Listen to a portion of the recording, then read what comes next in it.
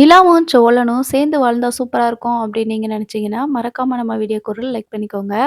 இப்போ பாண்டியோட கடைக்கு பூஜை பண்றாங்க. ஸோ, இப்போ எல்லாருமே வந்து சேரனோட லவர் இருக்காங்கல்ல, நம்ம சந்தா, அதுக்கப்புறமா பாண்டியோட லவர் வானதி அப்படின்னு சொல்லிட்டு எல்லாருமே வந்து ஜாலியா இருக்கிறாங்க. எல்லாருமே வந்துட்டு ரொம்ப பாசமா ஷேர் பண்ணிட்டுருக்காங்க. அப்போ சோழன் வந்துட்டு நிலாவ பார்த்துட்டு, "பார்த்தீங்களா, அவங்க எல்லாரும் கப்பிள்ஸா எப்படி ஜாலியா இருக்காங்கன்னு பார்த்தீங்களா? நீங்க தான் இப்படி இருக்கீங்க" அப்படின்னு சொல்றாங்க. "என்னது? எனக்கு ஒண்ணும் புரியல நீங்க சொல்றது" அப்படின்னு சொல்லிட்டு நிலா கேட்கும்போது, "இல்ல, இல்ல என்னோட தலையெழுத்த நெனச்சே நான் பேசிட்டு இருக்கிறேன்" அப்படின்னு சொல்லிட்டு சோழன் வந்து சொல்றாங்க. ஆனாலும் நிலாவுக்கு வந்து புரியுது சோழன் என்ன சொல்ல வராங்க அப்படின்னு சொல்லிட்டு, இப்போ பல்லவன கூப்பிட்டு, "பாத்தியாடா எல்லாரும் எப்படி என்ஜாய் பண்றாங்கன்னு? நானும் தான் இருக்கிறேனே! எனக்கு கல்யாணம் ஆயிடுச்சுன்னு தான் பேரு. ஆனா இப்படி இருக்கேன் பாரு" அப்படின்னு சொல்லிட்டு சொல்லிட்டுருக்காங்க. "நீங்க உன் வாய வச்சுட்டு பேசாம இருந்தாலே, நீ இன்னும் இதே மாரி நீயும் கப்புள் ஆயிருப்பனே! தேவையில்லாம நீ பல வேலைகள் பண்ண போய் தானே இப்ப இப்படி இருக்க" அப்படின்னு சொல்லிட்டு பல்லவன் சொல்லிட்டுருக்காங்க. "சரி அதுவும் சரிதான்டா, என்ன பண்றது? என் தலையில அப்படி எழுதியிருக்கு" அப்படின்னு சொல்லிட்டு சோழன் ஃபீல் பண்ணிட்டுருக்காங்க. அப்போ சேரன் இருந்துட்டு, "என்னடா சோழா என்ன இப்படி உட்காந்துருக்க?" அப்படின்னு சொல்லி சொல்றாங்க. "ஒண்ணும் இல்ல. என்னோட தலையெழுத்த நெனச்சு நான் இப்படி உட்காந்துட்டு இருக்கிறேன். எல்லாரும் லைஃப்ல முன்னேறி போய்க்கிட்டே இருக்காங்க. நான் மட்டும் தான் இப்படி உட்காந்துட்டு இருக்கிறேன். எல்லாரும் அடுத்தடுத்த ஸ்டேஜுக்கு போயிட்டுருக்காங்க. பாரு பாண்டிக்கு பாரு வேலை செட் ஆயிடுச்சு. கடை ஓனர் ஆயிட்டான். லவ் செட் ஆயிடுச்சு. சூப்பரா போயிட்டுருக்கான். அப்புறம் நீ பாரு" அப்படின்னு சொல்லிட்டு ஒவ்வொருத்தவங்களையா சொல்லிட்டுருக்காங்க. அப்போ சேரன் வந்துட்டு, "ஏன்டா இப்படி பேசுற? உனக்கு ஒண்ணு புரியலையா? நிலாவுக்கு எங்க எல்லாரையும் விட உன் மேல தான்டா பாசம் ஜாஸ்தி" அப்படின்னு சொல்லி சொல்றாங்க. "என்ன சொல்ற? என் மேல என்ன லவ் இருக்கு நிலாவுக்கு?" அப்படின்னு சொல்லிட்டு கேட்கும்போது, "என்னடா இப்படி சொல்ற? நீ காயத்ரி கூட பேசிட்டு இருக்கும்போது நிலாவுக்கு கோவம் வந்துச்சுதாம். ஏன் அவங்க நினைச்சிருந்தா நிலா போய் காயத்ரி கிட்ட சொல்லியிருக்கலாம்ல. நாங்க வந்து ஃபேக்கா தான் கல்யாணம் பண்ணியிருக்கோம் அப்படின்னு சொல்லி சொல்லியிருக்கலாம்ல. இது உண்மையான கல்யாணமே கிடையாது. நாங்க சும்மா என்னோட என்னோட லைஃப்ப காப்பாத்துறதுக்காக தான் இந்த மாதிரி சோழன் வந்து என்னைய கல்யாணம் பண்ணிக்கிட்டாரு. நாங்க டிவோர்ஸ் அப்ளை பண்ணியிருக்கோம். எங்களுக்கு கிடைச்சிரும். அதுக்கப்புறம் நீங்க வந்து சேர்ந்து வாழலாம். நீங்க லவ் பண்ணலாம் அப்படின்னு சொல்லிட்டு சொல்லியிருக்கலாம்ல. ஆனா நிலா போய் அப்படி சொல்லவே இல்லைல" அப்படின்னு சொல்லி சொல்றாங்க. "ஆமா. அதனால என் மேல நிலாவுக்கு லவ் இருக்குன்னு சொல்றியா நீ?" அப்படின்னு சொல்லிட்டு கேட்குறாங்க.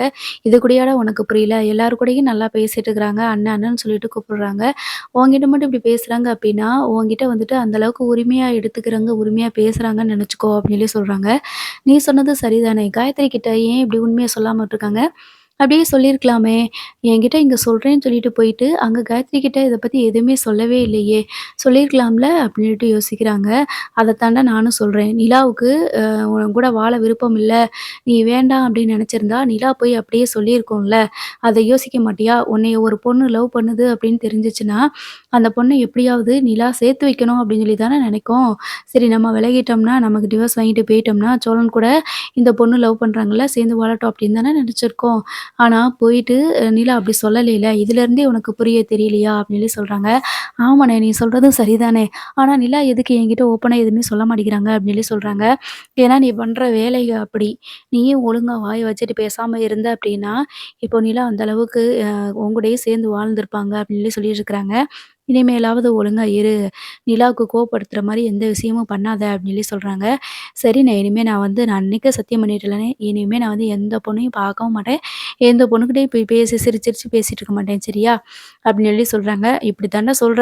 சத்தியம் பண்ண அடுத்த செகண்ட் போயி தேங்காய் உடைக்கிறது எப்படின்னு சொல்லிட்டு போய் சொல்லிக் குடுத்துட்டுருக்க. உன்ன என்னத்த சொல்ல அப்படின்னு சொல்லி சொல்றாங்க.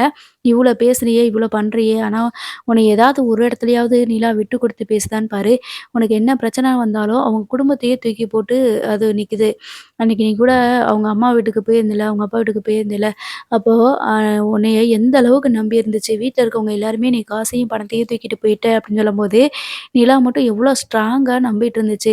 ஏன் அவங்க வீட்ல அவங்க சொன்னது மாதிரி, ஆமா அவன் காசு பணத்த தூக்கிட்டு போயிருப்பான். ஏன்னா பொய் சொல்லி தானே கல்யாணம் பண்ணியிருந்தான். அதனால கண்டிப்பா எடுத்துட்டு போயிருப்பான் அப்படின்னு சொல்லிட்டு நிலா நெனச்சிருக்கலாம்ல. அந்த இடத்துல கூட உன்னைய விட்டு குடுக்காம தான்டா நெனச்சிட்டு இருந்துச்சு. இதுல இருந்தே தெரியலையா உன் மேல நிலாவுக்கு எவ்வளோ பாசம் இருக்குன்னு அப்படின்னு சொல்லிட்டு சோழன் சொல்றாங்க. நீ சொல்றதெல்லாம் சரிதானே. இப்ப தானே ஒவ்வொன்னா யோசிச்சு பார்க்குறேன். நான் தானே எதுவுமே புரியாத மாரி இருக்கிறேன். நிலாவுக்கு பிடிச்ச மாதிரி நான் மாறிட்டேன் அப்டின்னா, நிலா வந்து என் கூடயே வாழ்ந்துருவாங்கல்ல அப்டின்னு சொல்லிட்டு சொல்றாங்க. ஆமாடா அத தான்டா சொல்றேன். இனிமேலாவது வாய மூடிட்டு ஒழுங்கா இரு என்ன அப்டின்னு சொல்லி சொல்லிட்டு இருக்கிறாங்க.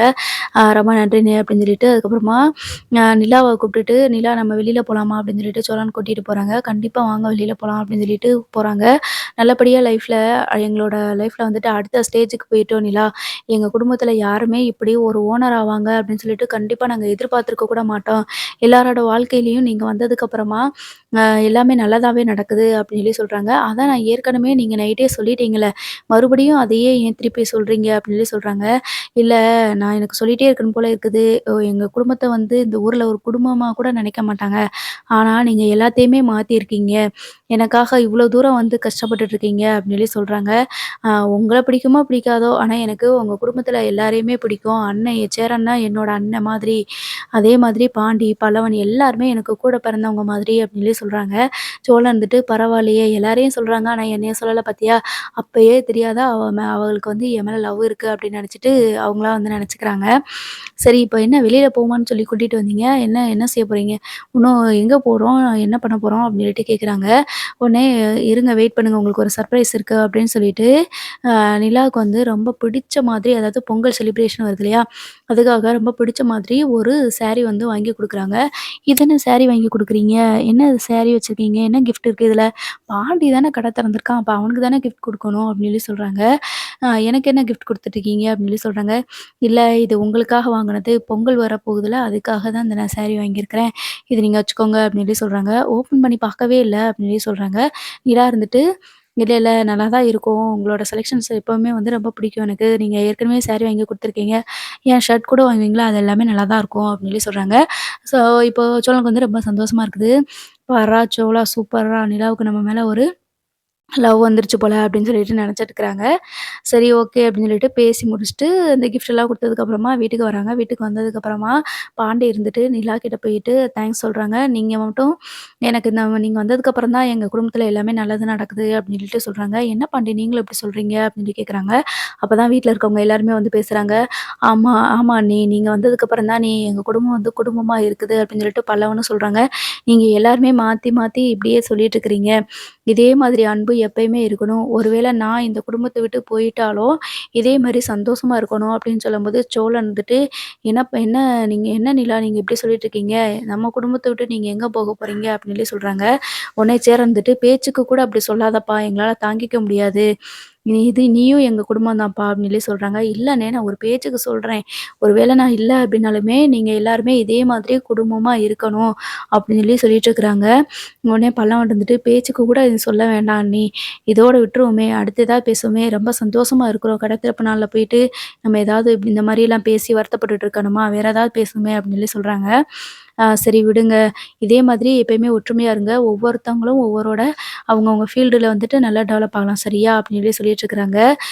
முதல்ல சோழனுக்கு சொந்தமா கார் வாங்கணும் அப்படின்னு சொல்லிட்டு சேரன் அண்ணா சொல்றாங்க. இப்ப தானே வாழ்க்கையிலே உருப்படியான ஒரு அ விஷயத்த வந்து நீங்க சொல்லியிருக்கீங்க. கரெக்ட்டுண்ணே நானும் அப்படிதான் ட்ரை பண்றேன். எப்படியாவது சொந்தமா நம்ம கார் வாங்கிரணும்ண்ணே. அதுக்கப்புறமா கொஞ்சம் கொஞ்சமா நம்ம மாசம் மாசம் டியூ கட்டிக்கலாம் அப்படின்னு சொல்லி சொல்றாங்க. ஸோ இப்படித்தான் இன்னைக்கு அடுத்து வர எபிசோட் ஃபுல்லாவே ரொம்ப சூப்பரா போக போகுது. ஸோ தொடர்ந்து பார்ப்போம் என்ன நடக்குதுன்னு. மறக்காம நம்ம சேனல சப்ஸ்கிரைப் பண்ணி வச்சுக்கோங்க. தேங்க்ஸ் ஃபார் வாட்சிங்.